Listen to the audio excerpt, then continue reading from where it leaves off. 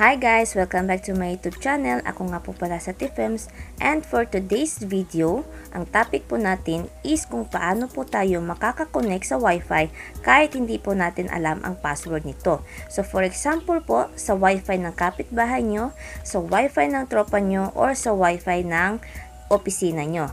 So meron po tayong simple trick kung paano po natin malalaman ang mga password nila. But before po tayo mag-start, kung bago ka pa lang po sa channel ko, please click the subscribe button and hit the notification bell para lagi po kayong updated sa mga susunod na videos na i-upload ko. So without further ado, let's start!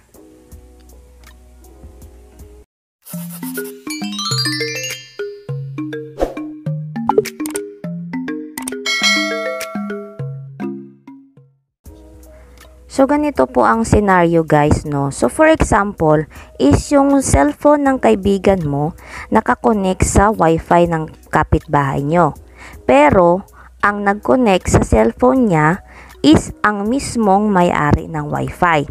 So, hindi rin niya alam kung ano yung mismong password ng Wi-Fi ng kapitbahay nyo. So, gusto nyong malaman kung ano yung password ng Wi-Fi ng kapitbahay nyo. So, ganito po ang gagawin nyo, no? So, for example po, ito po yung cellphone ng friend mo. So, pupunta po muna kayo sa settings.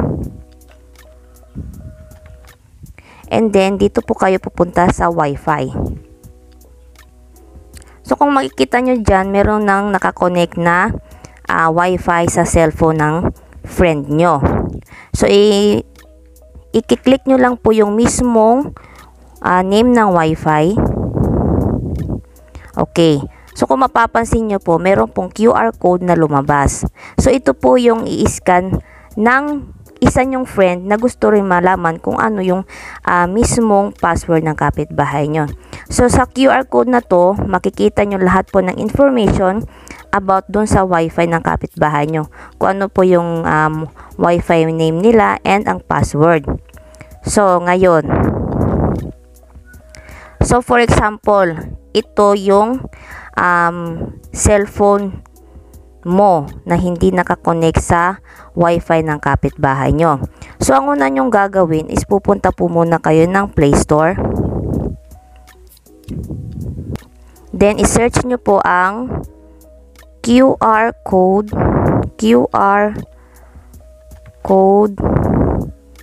scanner. Okay.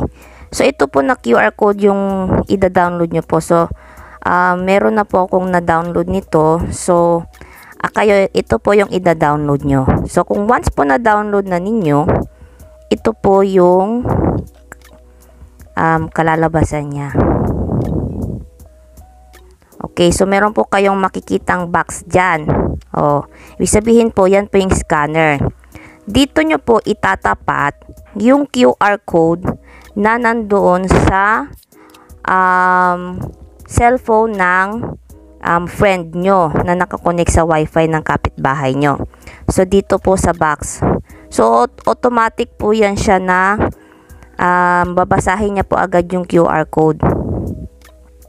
So, dito nyo po itatapat yan mga guys. So, pagtapat nyo, agad-agad po lalabas po yung mismong password ng Wi-Fi ng kapitbahay nyo. So, magbibigay lang po ako ng example kung ano po yung itsura niya once po na scan nyo po yung QR code na to. Kasi sa ngayon po, hindi po natin siya sa simultaneous kasi isa lang po yung cellphone na gamit natin. Okay. So, ganun na po kadali guys kung paano po natin malalaman yung password ng Wi-Fi ng kapitbahay natin, ng tropa natin, or ng opisina natin. So, I hope you like it and please do like my video, share, and don't forget to subscribe para updated kayo sa mga susunod po na videos ko. Bye!